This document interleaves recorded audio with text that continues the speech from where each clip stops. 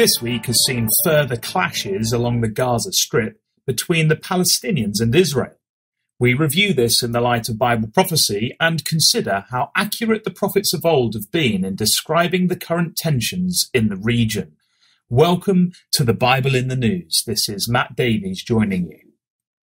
For the last 5 Fridays, Palestinians have gathered to the fences marking the border with Israel and attempted to march into Israel. They have burnt tyres, thrown stones and other weapons, and photos released by the IDF, the Israel Defense Force, shows Gazan protesters attempting to dismantle the fence. The protest is supposed to last up until May the 15th, which was the day that Israel declared itself an independent state in 1948, 70 years ago. The Palestinians call this Nakba Day, the Day of the Catastrophe. The protest has been labelled the Great March of Return, and the demand is that so-called Palestinian refugees and their descendants be allowed to return to what is now Israel. The protests have been organised by independent activists, but have also been endorsed and supported by Hamas, the terrorist organisation which rules the Gaza Strip. Haaretz ran a report on the 28th of April entitled Gaza Protests, 3 Killed, 174 Wounded as Palestinians March on Border for the 5th Week. The report stated, quote, 3 Palestinians were killed in clashes with Israeli security forces Friday as thousands participated in the March of Return along the Israel-Gaza border for the 5th week in a row, according to the Palestinian Health Ministry. At least 174 Palestinians were wounded by live fire, said the ministry. According to the IDF, hundreds of Palestinians rushed the border in central Gaza near the Karni crossing. Several were wounded by Israeli fire in response. End quote.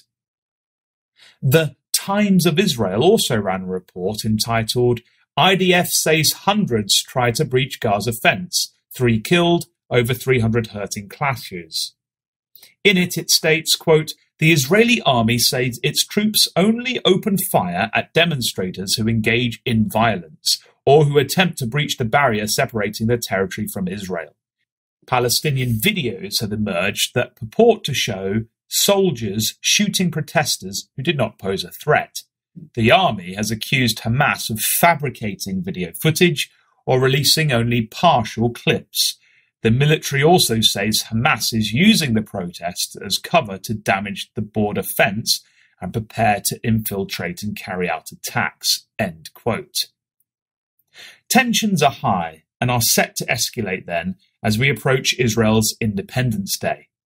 However, from Bible prophecy, we can expect the peoples of the Gaza Strip to remain where they have been placed for the prophecies to unfold as described in the Bible. Now, the Bible has much to say about the time period that we are living in today and hints at the situation with the Palestinian people in Gaza.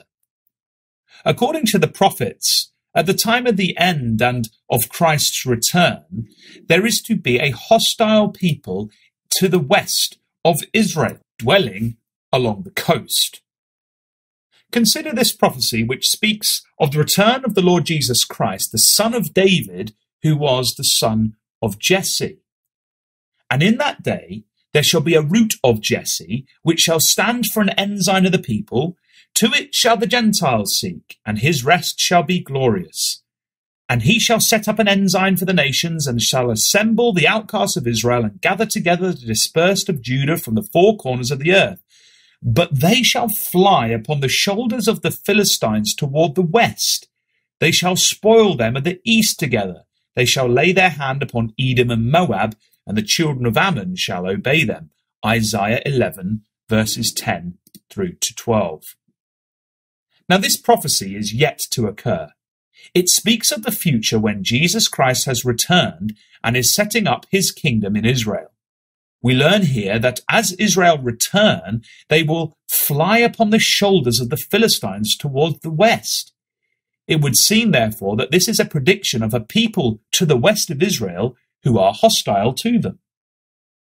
In Joel chapter 3, we have a prophecy about Armageddon and the attack of the nations on Jerusalem before the return of Jesus. For more information on this, see Revelation 16, Ezekiel 38, Daniel 11, and Zechariah 12 through to 14. In Joel 3, we also get a hint of an antagonistic people who reside on the coast. We read there, "For behold, in those days and in that time, when I shall bring again the captivity of Judah and Jerusalem, I will also gather all nations and will bring them down into the valley of Jehoshaphat, and will plead with them there for my people and for my heritage Israel, whom they have scattered among the nations and parted my land. And they have cast lots for my people, and have given a boy for an harlot, and sold a girl for wine, that they might drink. Yea, and what have ye to do with me, O Tyre and Zidon, and all the coasts of Palestine? Will ye render me a recompense? And if ye recompense me, swiftly and speedily will I return your recompense upon your own head." Joel chapter 3, verses 1 through to 4. So at the time when Israel has returned and been regathered, the nations will attack Israel, but will be judged by God. Now we're in this time now. The Jews have been regathered, and Israel is celebrating 70 years since the establishment of their state in 1948. Note here how the prophet is compelled to condemn the coasts of Palestine. This indicates that there are a people there who are not supportive of God's people of Israel. How amazing it is that the prophets of the Bible foresaw long ago the tensions that we are witnessing in the news today. This gives us great confidence in the scriptures of truth.